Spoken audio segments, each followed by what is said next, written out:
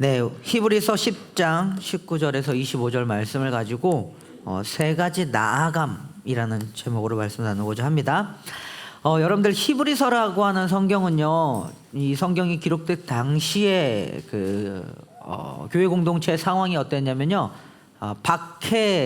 기독교의 박해가 나름 좀 심했던 상황이었습니다.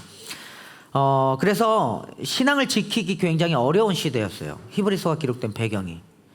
이 배경이 그래요.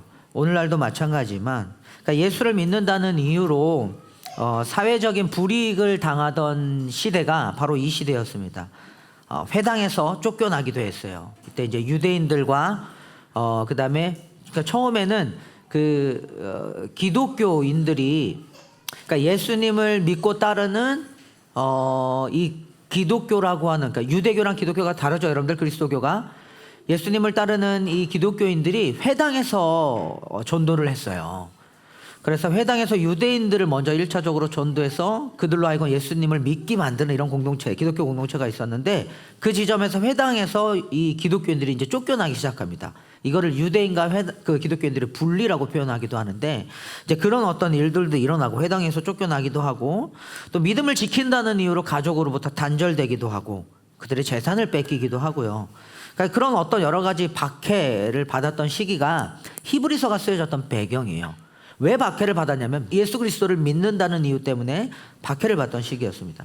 그러다 보니까 박해받은 이들이 이런 질문을 할 수밖에 없는 거예요. 뭐냐면, 정말 예수 믿는 게 맞을까? 이렇게 신앙을 가지는 게 맞을까? 아니면 내가 다시 유대교로 돌아가면 조금은 좀 편안해지지 않을까? 굳이 예수를 믿어서 나와 내 가정의 불화를 일으키고 이런 박해를 받아가면서 살 필요가 있을까라고 하는 신앙적 고민을 가지게 되는 거예요. 이걸 여러분들 믿음이 흔들린다고 표현할 수 있겠죠. 그러니까 그렇게 믿음이 흔들리던 사람들, 바로 이런 사람들, 이 시대에 이런 사람들을 대상으로 해서 히브리서 저자가 이런 믿음이 흔들리는 사람들에게 편지를 쓰는 거예요. 예수를 믿어도 되는가? 과연 예수는 소망이 있는가? 예수를 믿는다는 게 내 삶에 의미가 있는가? 이렇게 믿음이 흔들리는 사람들에게. 그래서 이 히브리서 저자는요, 처음부터 히브리서 1장부터 단호하게 이 믿음이 흔들리는 사람에게 되게 담대하게 선포해요.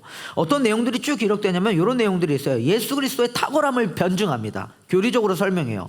그리스도가 얼마나 위대하신지, 얼마나 대단하신지, 그렇기 때문에 여러분들이 믿을 만한지, 유대교로 돌아가서 모세의 율법을 따라 믿는 것보다 예수 그리스도께서 완성하신, 이거를 좀 신학적 표현으로 새 언약의 백성들이라고 표현하는데, 예수님께서 완성해 주시는 그 구원이 얼마나 탁월하고 위대한지를 히브리서 저자가 1장부터 9장까지 변증해요. 오늘 우리가 읽은 본문은 10장입니다. 그러면서 무슨 얘기를 하냐면, 예수 그리스도는 모든 것 위에 계신 분입니다. 그분은 천사보다도 뛰어나시고, 그분은 모세보다도 위대하시고, 그분은 아론이라고 하는, 그 당시에 이제 그 아론 계열의 대제사장들이 있어요.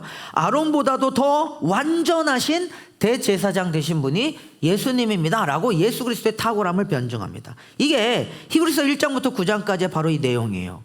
그러면서 여기서 말하는 예수님을 어떻게 설명하냐면, 여러분들, 그리스도는 하늘의 성소에 들어가셔서 단 한 번의 제사로 영원한 속죄, 우리의 죄를 사해 주신 분입니다. 이 이야기를 변증합니다. 그러니까 그러면 무슨 일이 일어나냐면, 이제 더 이상 구약처럼, 유대인의 그 종교처럼 다시 더 이상 짐승의 피를 필요로 하지 않아요. 매번 죄를 지을 때마다 짐승을 잡아서 제사 드리는 게 필요한 게 아니라, 또는 더 이상 인간 제사장의 중보가 필요하지 않은 거예요. 오직 그리스도의, 그분이 단번에 이루신 그 제사가 모든 시대 모든 인간의 죄를 덮는다라고 하는 것을 히브리서 저자가 선언하는 거예요. 그래서 우리가 읽었던 10장 19절부터 읽었죠? 그 바로 앞에 있는 18절 말씀을 보면 이렇게 기록되어 있어요. 뭐라고 되어 있냐면, 18절에 죄와 불법이 용서되었으니, 뭐 때문에 용서되었을까요? 그리스도께서 이루신 단 한 번의 제사, 그 십자가의 제사, 십자가의 죽으심으로 인해서 죄와 불법이 용서되었으니 죄를 사하는 제사가 더 이상 필요 없습니다 라는 게 18절의 선언이에요. 그리고 19절에 이런 이야기를 합니다. 19절 한번 읽어볼까요? 같이 한번 읽어봅시다. 시작. 그러므로 형제자매 여러분, 우리는 예수의 피를 힘입어서 담대하게 지성소에 들어가게 되었습니다. 그러니까 1장부터 10장의 18절까지 쭉 끌고 오는 내용이 그리스도의 위대함을 이야기하면서 그는 천사보다 뛰어나고 모세보다 위대하고 특별히 아론 계열의 그 대제사장들보다 유일한 완전한 제사를 이루신 분으로서 설명을 쭉 한 다음에 완전한 반전을 이루는 거예요. 그러니까 히브리서의 반전이 저기서 나옵니다. 10장 19절. 그러므로 그러니까 지금까지 끌어온 그리스도가 이렇게 탁월하니까, 그러므로 여러분, 이 당시에 믿음이 흔들리던 이 사람들에게 우리는 이 예수의 피를 힘입어서 담대하게 지성소에 들어가게 되었습니다 라고 이야기해요. 그러면 보세요 여러분들, 이 19절의 이 말씀은 뭘 의미하냐면, 지금까지는 히브리서 저자가 교리적으로 설명했어요, 그리스도의 탁월함을. 근데 이 교리적인 삶에서부터 이제는 뭐냐면요, 실제적인 이 교리를 가지고 그럼 어떻게, 그러니까 우리는 이렇게 살아야 되지 않겠어라고 하는 이 교리적인 가르침을 삶으로 가르치는 권면으로 바뀌어지는 장면이에요. 흐름이 바뀌어요. 이 앞에는 그리스도의 탁월함을 설명했다면, 이제는 그런 분이, 예수 그리스도가 그렇게 탁월하시니까 그러므로 이제는 그분을 따라갑시다 라는 일종의 초청이 시작되는 장면이에요. 하나님께서 이 모든 일을 행하셨으니 이제 우리는 어떻게 살아야 되는가, 이렇게 살아갑시다 라고 하는 구체적인 권면이 시작되는 구절이, 반전이 일어나는 흐름이 바뀌는 구절이 19절입니다. 그래서 히브리서 기자는 이렇게 권면해요. 그렇다면 이제 여러분들 나아갑시다. 이렇게 살아갑시다. 이렇게 나아갑시다. 함께 이렇게 걸어갑시다 라고 하는 권면을 하고 있어요. 하나님께 나아가고 믿음으로 나아가고 서로에게 나아가는, 이것이 오늘 본문이 우리에게 주는 세 가지 나아감입니다. 그 부분을 여러분들과 한번 정리해 보려고 해요. 첫 번째 나아감은 뭘까요? 이런 배경 속에서 우리에게 권면하는 첫 번째 나아감은 이거예요. 10장 22절입니다. 같이 함께 읽어볼까요? 함께 읽습니다. 10장 22절 시작. 그러니 우리는 확고한 믿음을 가지고 참된 마음으로 하나님께 나아갑시다. 우리는 마음에다 예수의 피를 뿌려서 죄책감에서 벗어나고 맑은 물로 몸을 씻었습니다. 여러분 보면 뭐라 그래요? 확고한 믿음을 가지고 참된 마음으로 하나님께 나아갑시다. 첫 번째는 뭐냐면요, 하나님께 나아가자는 거예요. 우리 세 가지 나아감 중에 첫 번째, 하나님께 나아갑시다. 여러분들, 이 첫 번째 나아감은 예배적 나아감을 의미합니다. 저 여러분들의 죄로 인해서 두려워 떨고 숨었던 한 인간이 이제는 담대하게 하나님 앞에 설 수 있다고 이야기하는 거예요. 그리스도께서 십자가의 죽으심으로 인해서 저와 여러분들이 하나님께 나아갈 길이 열렸습니다. 아멘? 막혀있던 휘장이 찢어졌어요. 이제 인간은 다른 중보들이 필요가 없어요. 오직 그리스도의 피로 인해서 짐승의 피를 잡아 죽일 필요도 없고요. 그게 뭐예요? 제사장들의 어떤 중보가 필요한 게 아니에요. 오직 그리스도의 힘으로 여러분들이 예수 그리스도의 이름으로 담대하게 하나님께 직접적으로 나아갈 길이 열렸다라는 거예요. 자, 근데 그 당시에 성도들은 여전히 두려워했습니다.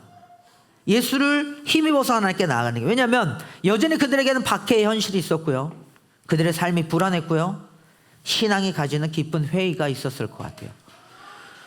그것이 마치 하나님이 내게서 멀리 있는 것 같고, 또는 내가 하나님으로부터 멀리 떠나간 것 같은 마음을 가지게 될지도 모르겠어요.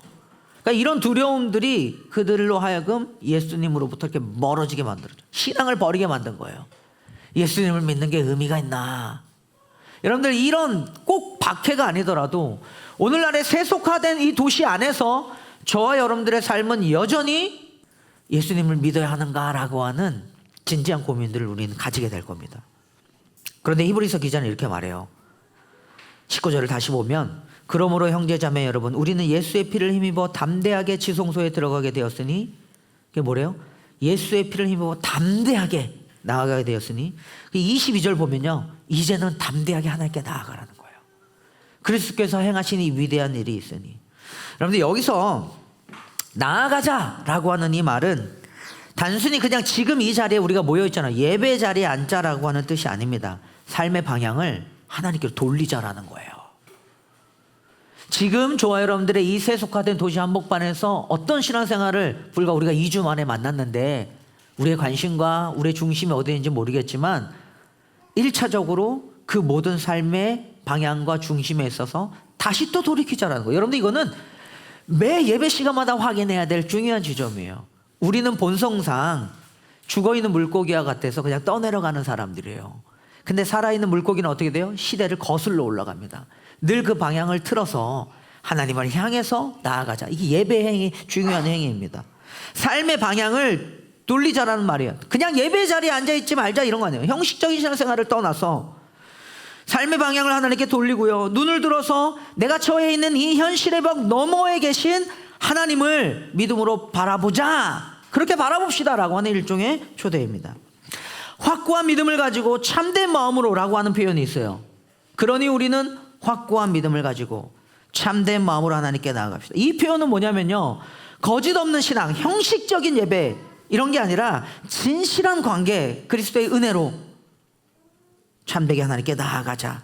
그러니까 거짓 없이 꾸밈 없이 하나님 앞에 서라는 일종의 그런 뜻이에요. 사랑하는 여러분, 하나님은 완벽한 사람을 찾으시지 않아요. 어떤 사람을 찾으실까요? 진실한 사람을 찾습니다. 참된 마음, 거짓 없이 꾸밈 없이 우리의 연약함을 그대로 하나님 앞에 토설해내는. 그러니까 이 지점에서, 그러니까 우리도 모르는 사이에 어떤 게 있냐면 우리의 신앙을 살아있지 못하게 만드는, 형식에 가둬버리는, 그래서 나 스스로 죽여버리게 만드는, 예배 자리에 앉아있으나 진짜 예배가 드려지지 못하는 그런 무뎌진 우리의 마음이 있을 수 있다라는 거예요. 그러나 하나님은 진실한 사람을 찾으십니다. 눈물로라도 침묵 속에서라도 하나님 앞에 여러분들 주님 저 여기 있어요 라고 말하는 사람을 찾으신다고요. 어떤 상황 속에서요? 박해와 환난과 고난과 신앙적 회의와 무리와 여러분들의 삶의 일상에서요, 하나님 저 여기 있습니다 라고 고백하는 사람을 찾아요. 이거예요 여러분들. 주님 제가 여기 있습니다 라고 말할 때 그게 예배가 된다고요.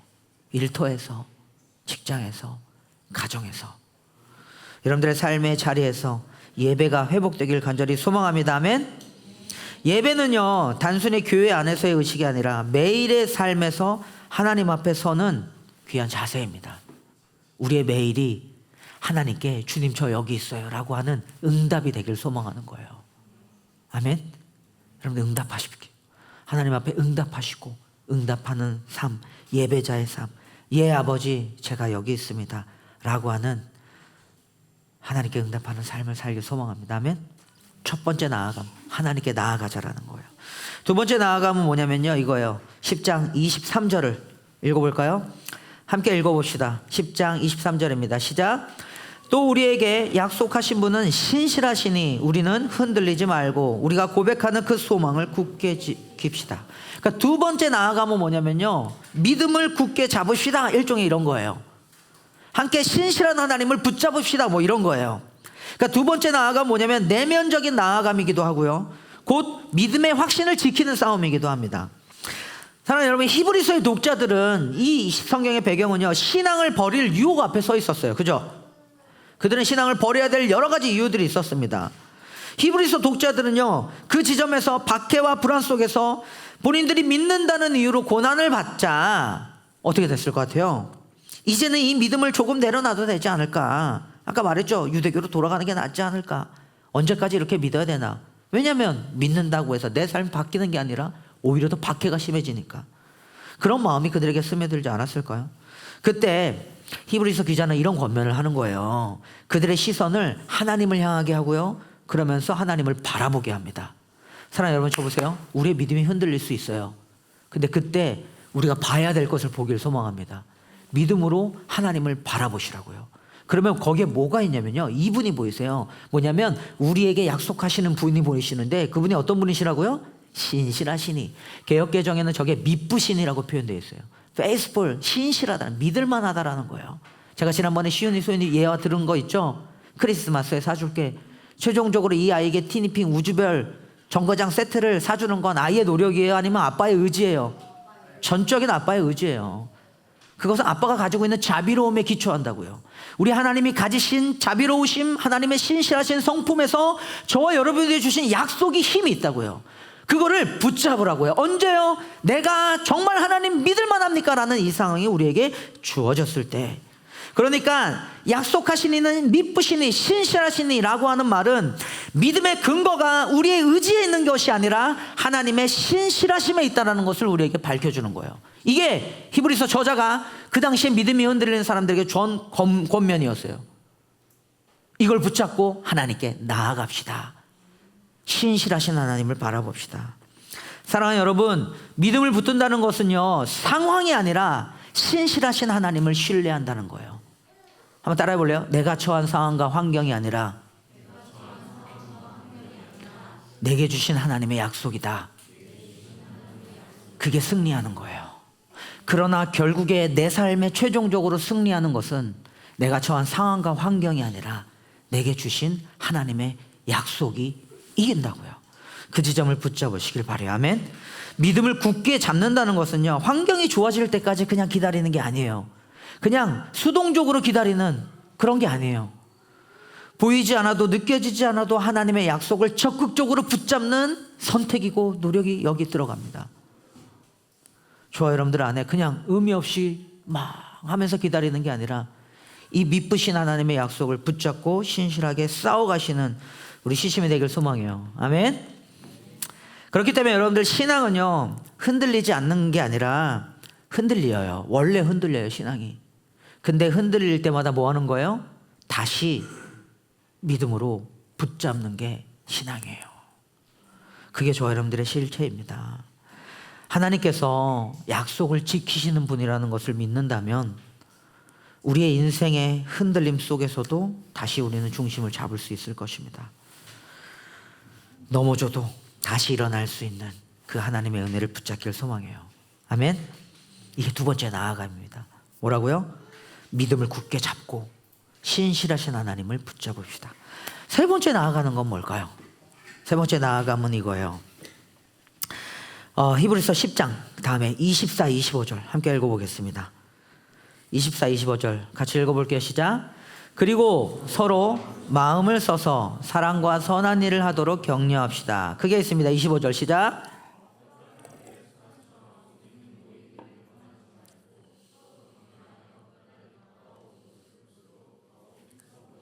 이게 세 번째 나아감이에요. 그러니까는 히브리서 저자는 하나님께 나아갑시다. 여러분들 믿음을 흔들리지 말고 신실하신 하나님을 붙잡읍시다. 그리고 세 번째는 뭐죠? 서로에게 나아갑시다 이거예요. 참 귀해요. 교회는 항상 이 공동체적인 삶에 대한 권면이 있어요. 근데 왜 서로에게 나아갈까? 되게 귀합니다. 세 번째 나아감은 공동체적 나아감인데요. 하나님께 나아간 사람은요, 반드시 사람에게 나아갈 수밖에 없어요. 우리가 위로는 하나님과의 관계를 회복하고요, 그분께 나아가면요, 우리는 반드시 타인에게 관심 가지는 게 정상입니다. 여러분들 이게 건강한 신앙이에요. 하나님을 바라보면 그분을 진짜 온전히 사랑하면요, 그분은 저와 여러분들의 관심을 서로에게 쏟게 만드신다고요. 히브리서 공동체 안에는요, 모이기를 그만두는 이들이 생겨났어요. 이제 그만 모이자. 믿음을 지켜도 달라지는 게 없지 않냐. 모여봤자 서로 상처만 남지 않냐. 그로 인해서 우리는 깨지고 부셔지지 않냐. 고난과 박해가 있지 않냐. 모이는 게 무슨 의미가 있냐. 그들은 점점 혼자가 되어간 거예요. 그런데 히브리서 저자는 이렇게 말해요. 서로 돌아보아라. 그런 상황 속에서도 여러분들 이 말은요, 단순히 관심을 가져라가 아닌 거예요. 믿음의 안부를 물으라고 제가 여러 번 얘기했죠. 서로 돌아보라는 것은 그냥 표면적 관심을 가지라는 게 아니라 그의 삶에 물론 이것도 많아요. 여러분들 이런 설교 제가 되게 많이 했어요. 그 기억나요? 다비다라고 하는 여인, 과부들의 속옷까지 빨아줬었던, 기억납니까? 속옷을 지어줬던, 그러니까 그 사람의 그 속 깊은 살림까지도 헤아려 줄 수 있는 관심이에요. 근데 그 뿌리에는 뭐가 있어야 되냐면요, 그의 믿음의 안부가 궁금한 거예요. 그 제가 자주 얘기하는, 너 잘 사나? 라고 물어볼 때 당신과 하나님과의 관계가 온전하시냐라고 하는 믿음의 관심인 거죠. 여러분들 옆에 사람 한번 보세요. 봐봐, 눈 한번 마주 보세요. 그리고 이분이 최근에 하나님과의 관계에서 온전히 잘 지내시는 것 같은지 한번 보세요. 그리고 따뜻하게 주먹 인사하면서 물어봐 주세요. 잘 살고 있죠? 시작. 여러분들 그거예요. 관심을 가져라. 믿음을 살펴라. 이런 겁니다. 서로 돌아본다는 말은 단순히 관심을 가지는 게 아니라 그의 신앙과 삶을 지지하고 격려한다는 것을 의미해요. 아멘. 뭐라고요? 그의 신앙과 삶을 지지하고 격려하는 것을 의미한다고요. 1차적으로 목사님은 여러분들의 신앙에 늘 관심이 있겠죠. 그게 신경도 많이 쓰이고 그거 어떻게 해야 되나 고민도 많이 합니다. 그러다 보니까 본의 아니게 오늘 저 위에 있는 분들 다 내려와서 앉으라고 잔소리도 하고, 이게 가족 같은 교회니까 가능하지 다른 교회에서는 벌써 막 시험 들어 떠났어요. 좀 뭐야 뭔 소리 하는 거야. 고마워요. 같이 밥 먹는 사이들이니까 이게 되는 거지. 근데 그게 여러분들 한 마을 안에서 이루어질 수 있는 따뜻한 관심 같아요. 그의 신앙과 삶을 지지하는 관심, 서로 돌아본다라는 거예요. 사랑하는 여러분, 우리의 모임은 형식이 아니라 은혜 통로입니다. 이게 무슨 말인지 아세요? 우리의 모임이 단순히 그냥 형식적으로 가지고 공동체가 아니라 하나님께서 당신의 은혜를 부어주시는 통로가 된다고요. 뭐가요? 여러분들의 순모임이, 지금 여러분들의 테이블들이, 시심에서 교제하는 가정 안에서의 교제가 그런 거예요. 신앙은요 홀로 완성되지 않습니다. 따라해 볼래요? 신앙은 홀로 완성되지 않습니다. 여러분들 서로의 믿음을 격려할 때 우리는 함께 하나님께 나아가는 공동체가 되는 거예요.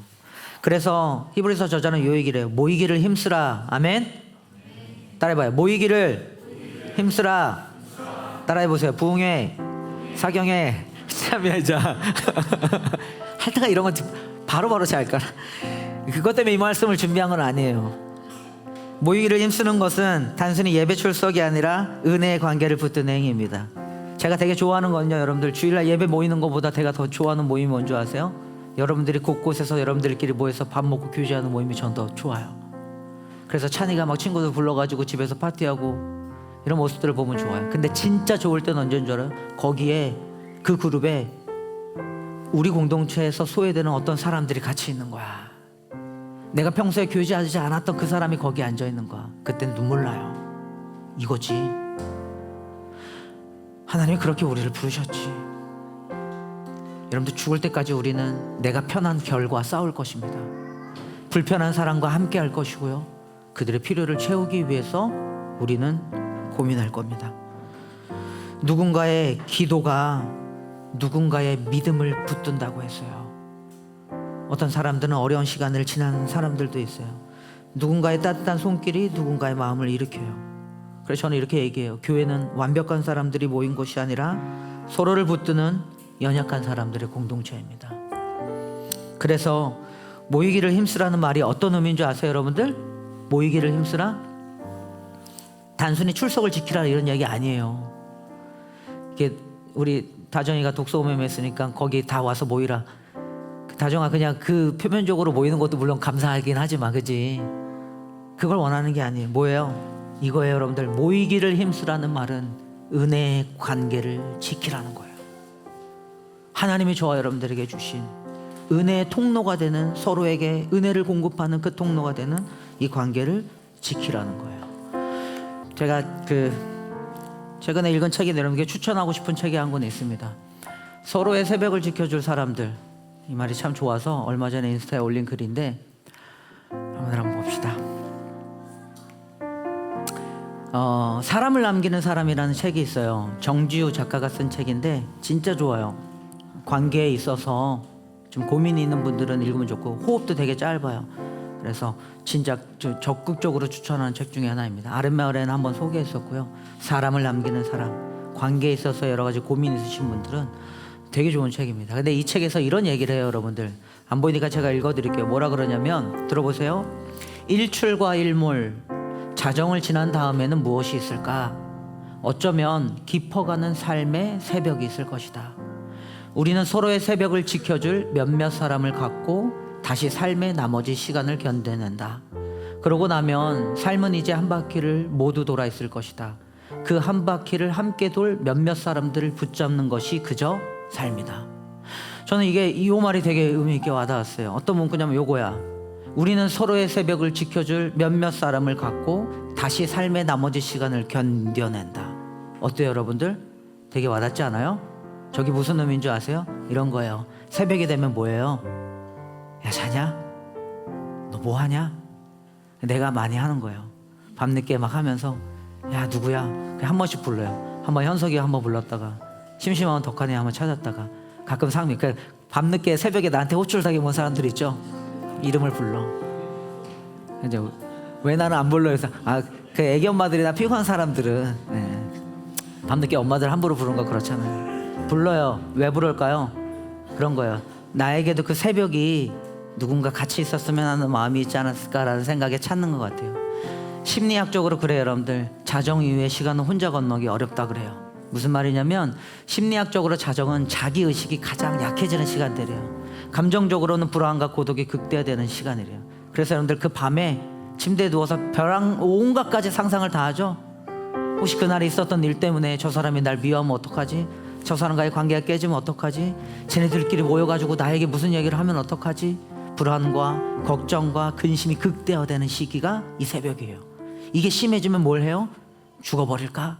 라고 하는 생각도 가지게 되겠죠. 이게 새벽을 지나는 어쩌면 저와 여러분들의 삶일지 모르겠어요. 자, 그런데 저에게도 그런 시간이 있었어요, 여러분들. 내가 나이가 45이고 6이 됐는데, 그리고 목사잖아요.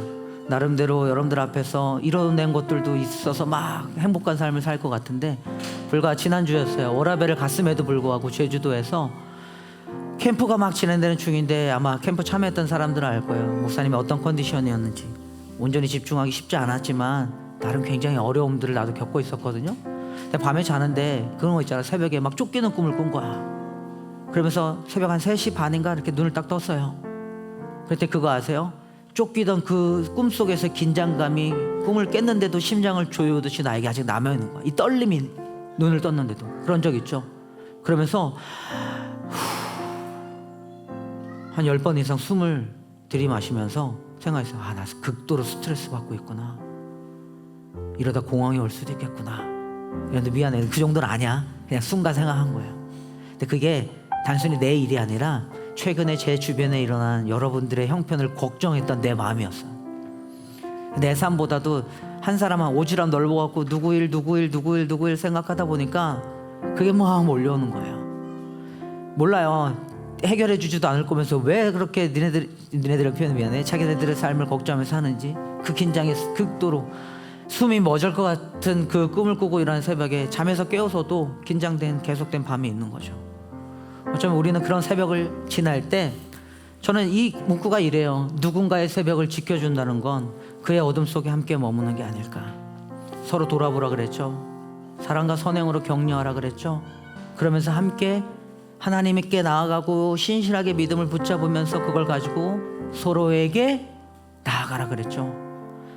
어쩌면 여러분들 지난 한 주간 누군가는 이 어둠 속에 머물렀던 사람이 있을지 모르겠어요. 제가 워라벨 때 제가 되게 좋아하는 목사님이 산적같이 생긴 목사님인데 한번 오신 적이 있어요. 그분이 던진 메시지가 참 좋아서 요거를 클로징 멘트로 좀 가져가 봤는데, 여러분 한번 보세요. 마거리 미드라고 하는 사람이 있어요. 문화인류학자인데 저 사람이 원시 부족과 함께 생활하면서 그들의 문화를 연구한 적이 있어요.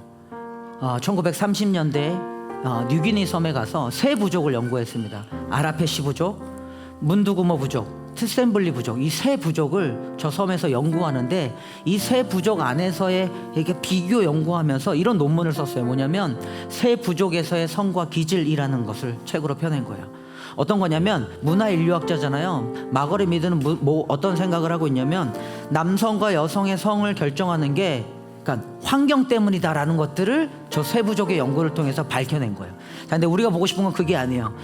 저 마거리 미드가 세 부족을 연구하다 보니까 독특한 부족이 하나 있는 거예요. 하나는 아라페시족이라고 하는 부족이고, 나머지 문두구모라고 하는 이 두 부족이 있는데, 이 두 부족이 너무나 달라요. 아라페시족은 되게 온순하고 평화를 사랑하는 부족이에요. 되게 따뜻하고, 그러니까 막 시신 같아. 그냥 뭔가 막 애틋하고, 그리고 막 뭔가 포용해주고 이런 공동체예요. 근데 문두구모족은 굉장히 난폭하고 공격적이고 이렇게 권위적이에요. 그러면서 이런 어떤 부족, 이 두 부족이 너무나 차이가 나죠. 자, 근데 저 아라페시족을 연구하다 보니까 이런 특징이 있어요. 아라페시족의 특징이 뭐냐면, 사냥을 하잖아요. 그럼 상처가 나. 그러니까 고노가 가정을 지키기 위해서 이렇게 막 사냥을 갔다가 저쪽에서 다치고 왔어. 그럼 내 예상이야, 민재야, 고노는 그거 티 안 내고 혼자서 막 이겨내서 알아서 다 고친 다음에 아무렇지도 않게 그냥 지났을 것 같아. 1년, 2년, 3년이 지나도 얘기 안 할 사람 같아, 내가 아는. 근데 아라페시족은 아니냐? 징징대나?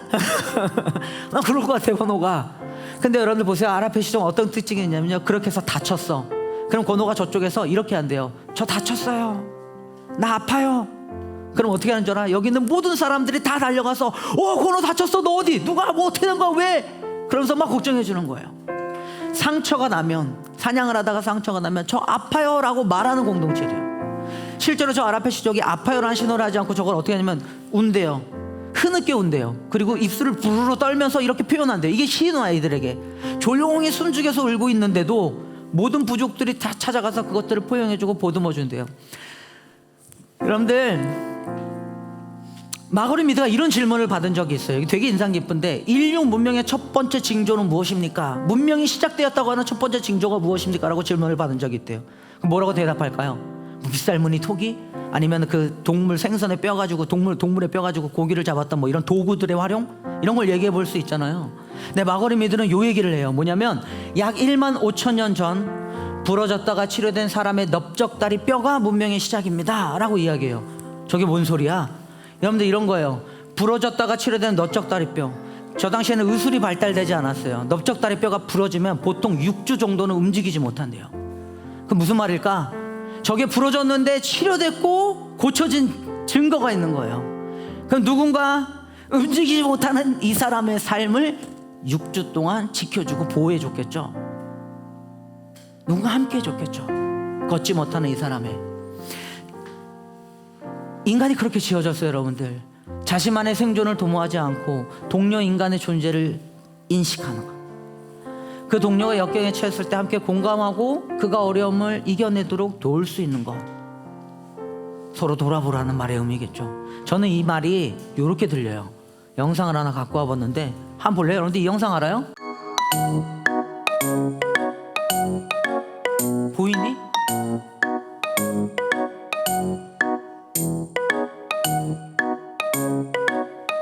저 애견 카페 주인인데, 저 주인 너무 부럽더라고요. 가다가 코 이렇게 자빠졌는데, 현주야 괜찮아 괜찮아 괜찮아, 온갖 강아지들이 다 모여가지고 저희 주인을 걱정해주는 저 넘어진 주인이 왜 부럽지? 왜 울어? 밑에서 웃기는. 부러운 거예요. 여러분들 어떠세요? 그러니까 이거예요. 부러졌다가 치료된 사람의 넓적다리뼈. 어쩌면 우리는 저런 지점에서 나이가 드니까 한 가지 느끼는 게 있어요. 뭐냐면 45, 6 됐잖아요. 그날 우리가 아빠가 되고 가정을 책임지잖아. 그러니까 어느 순간 우리 남자들, 특히 아빠들, 우리 입에서 하지 못하는 얘기가 있어요. 뭐냐면 나 아파요, 이 얘기를 못 하겠더라고. 하면 안 될 것 같더라고. 그리고 마치 이렇게 뭔가 책임감 있게 뭔가 결과를 내고 일을 끝내야 될 것 같은, 그잖아 은퇴야, 그런 무거운 짐을 지고 있잖아. 고마워, 끄덕여줬어. 나이가 들수록 그런 언어를 잃어가는 것 같아요. 근데 여러분들, 사랑하는 시심, 우리 교회는 그러지 맙시다.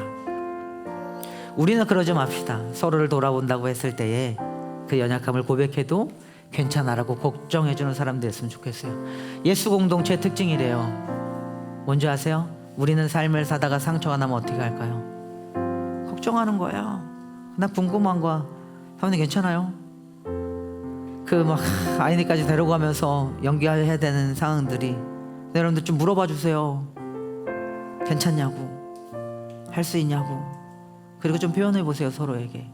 서로 돌아보아 사랑과 선행으로 서로를 격려한다는 건 그리스도의 은혜가 여러분 안에 머문다는 것을 격려해 주는 거예요. 잘했어, 할 수 있어, 하나님이 함께 하시잖아. 우리 옆에 사람들에게 인사해 볼까요? 주먹 인사하면서 힘내, 하나님이 함께 하시잖아. 시작.